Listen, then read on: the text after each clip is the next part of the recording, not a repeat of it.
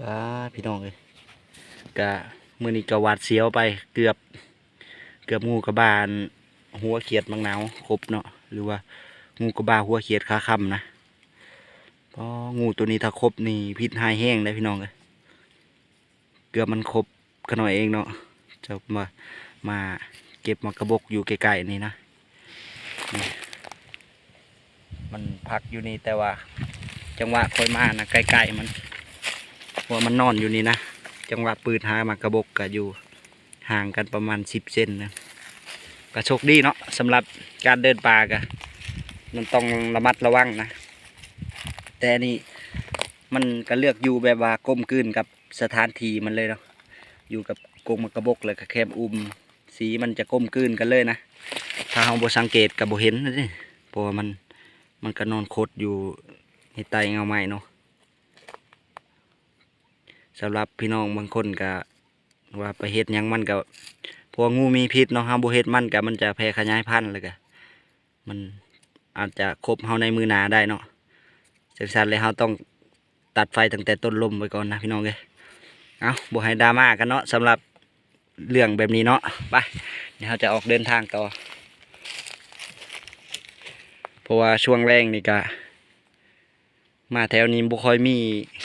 นกหนูปูปีกนะเดี๋ยวเราจะหาเก็บมากระบอกไว้ใส่กับดักหนูในยามมื้อแรงพี่น้อง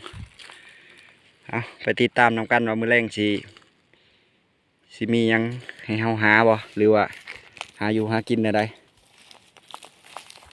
เอาพี่น้องวันนี้เฮาต่อไก่ปลาไว้นะอันนี้คือเสียงไก่ปลาได้พี่น้องเด้อตอนนี้เฮาเข้ามา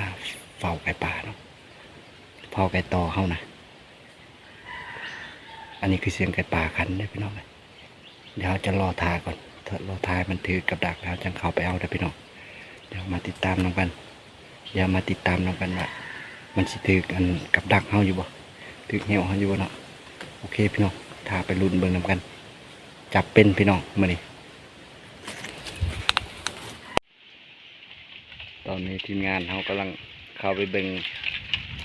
ขึ้นดักไก่กับไก่ต่ออยู่ฮั่นแต่ว่าเฮาสิบ่ไปนำเนี่ยก็จะไป2 คนเนี่ยเฮาจะทาเข้ารถเอาพี่น้องเลยตอนนี้ก็จะกินน้ำแห้งเพราะว่าทำมาแต่เลาะนะยังบ่ได้ยังเดี๋ยวเฮาจะลบไปแถวเก่าพุ่นแหละเพราะว่าแถวนี้บ่ค่อยมีน้ำเลาะจนเมื่อยแล้วเลาะลงไปสุดสายเลยบ่ได้พี่น้องบ่มีน้ำเดี๋ยววันนี้เฮาจะรอทาทีมงานเฮามาแต่ย่ำมันเหี่ยวไก่ปลาหรือว่าย่ำคืนแล้วเฮาจะลบไปทางเก่าพุ่นแหละไปหาพักใกล้ๆน้ำพี่น้องเลยเพราะว่าแถวนี้ก็น้ำร้ายก็น้ำร้ายแถวนี้เป็นจังได้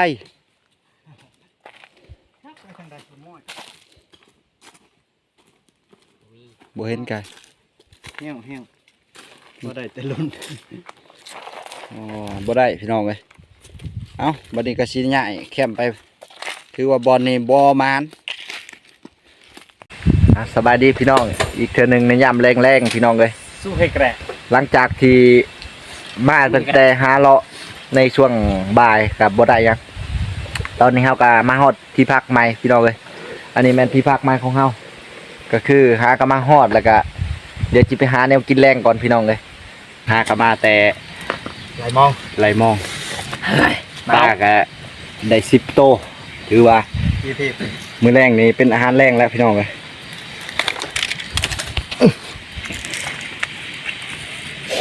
เดี๋ยวปลาเฮาก็ถือว่ายังมีกุ้งอีกเอาปลากับกุ้งเลยพี่น้องอาหารแรงมื้อนี้ เฮ็ดบดน้ำได้ เห็ดบดน้ำอีกบ่นะเมนูเก่าพี่น้อง คลิปเมื่อกี้มีตัวอ่อนอยู่นะนี่ผักเฮานี่ผักน้ำผักนี่แซ่บที่หนึ่งของการอยู่ป่าอยู่ภูเลยพี่น้องเลยผักนี่นะพี่น้องบางคนก็เคยกินอยู่เนาะถือว่าเฮาก็ค่อนข้างมักผักตัวนี้ถือว่าแซ่บนะโอเคถือว่ามาป่ามื้อนี้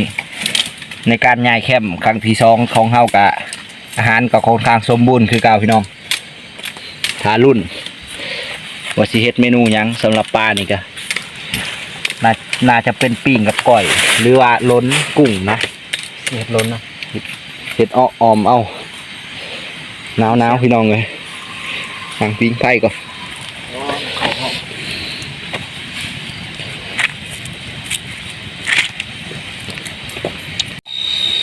เอาพี่น้องเลยอันนี้ก็แม่นว่าพักเฮากันได้ลวกเนาะแล้วก็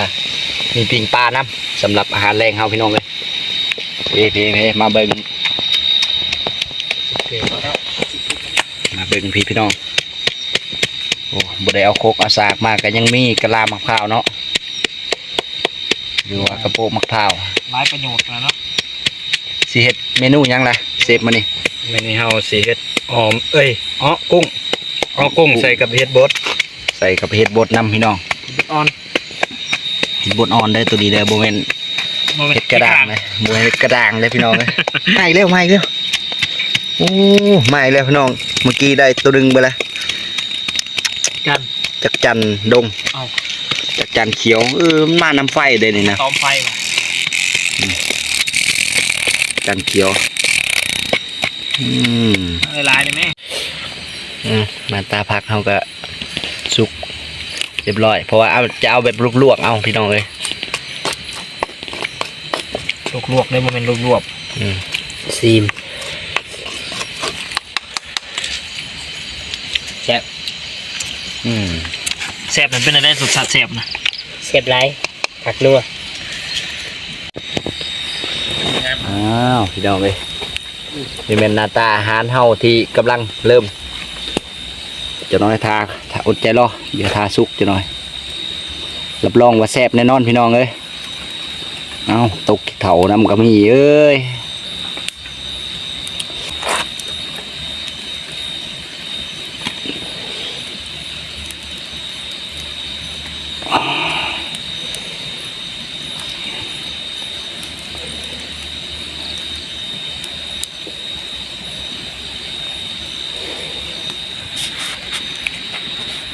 มันอะไรเนี่ย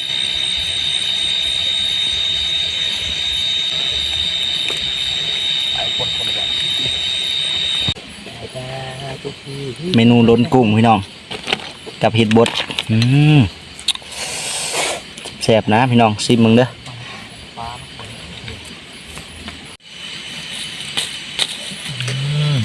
มีทั้งปลามีทั้งเขียดโอ้อาหารเฮามานี่สมบูรณ์ เขียดอันนี้ถือว่าบ่เคยกินได้ครับ ว้ายเมื่อคืนนี่ก็กินไปแล้ว ยอมทำอะไรนั่นก็ได้กินเดือนนี้แหละก็ได้กินต้นมานี่แหละโอ้โหปลายามนี้นี่คือบ่มีไข่เลยเดี๋ยวแบบอยากมันเลย มันแหละปลายำนี่ ยอด เขาไม่ปลามันเลยเด้ ตามระบบเลยบ่ มาพี่น้องเด้อกินข้าวข้าวแรงละมันนี่มันล้นกุ้ง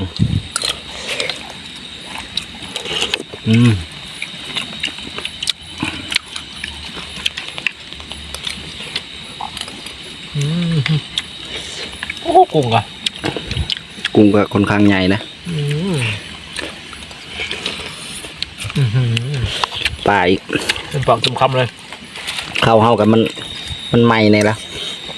เราจะกินรอทาตัวไหนอีกเด้ข้าวเฮายังหุงอยู่เนาะอยู่พุ่นพี่น้อง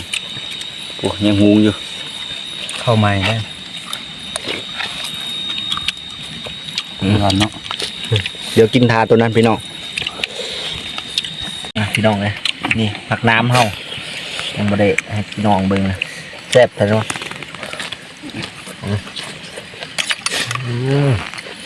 นี่ก็เครื่องกุ้ง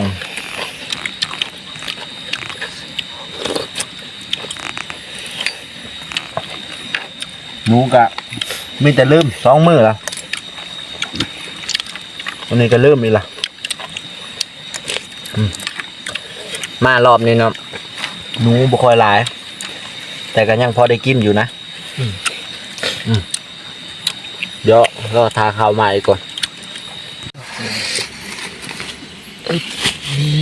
มาสุกขักเว้ย มาพี่น้องรอบ2บัดนี้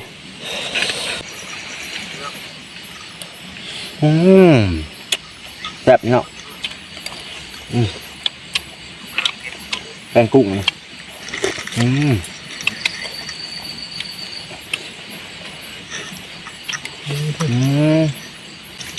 ชอบ ผักน้ำแคบสุดและอยู่ในดงในภูนะ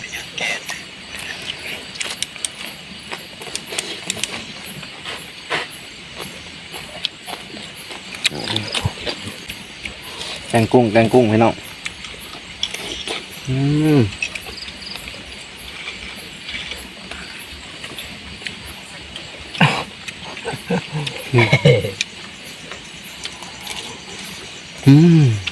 มันจะชวนทอดบ่เย็นไปเลยอะ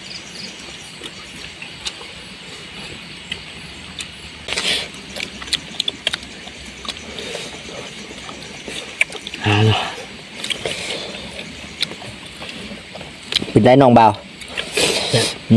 วิลลี่กูดนะพี่น้องเลยเนาะพี่น้องเลยหลังจากกินข้าวแล้วได้บันนี้เฮากะได้จัดแจ้งบอลอยู่ทีมงานเฮากับทีมงานเฮากะได้จัดเตรียมบอลอยู่บอลพักไว้เรียบร้อยแล้วเด้อพี่น้องนะอันนี้แมนบอลเคยผู้ไทยเพิ่นนอนทีมงานเฮาเลยกับบ่าวนิ้วบ่าวลาวเพิ่นยังบ่จักยังบ่ได้หาบอลอยู่บนเสานะยังขลุ่นขล่าอยู่พี่น้องเลยโอเคเฮาก็ได้บอลพักบอลเสาแล้วก็นั่งทาก่อนหลังจากกินข้าวแล้วก็เอาพี่น้องเลยหลังจากที่เฮา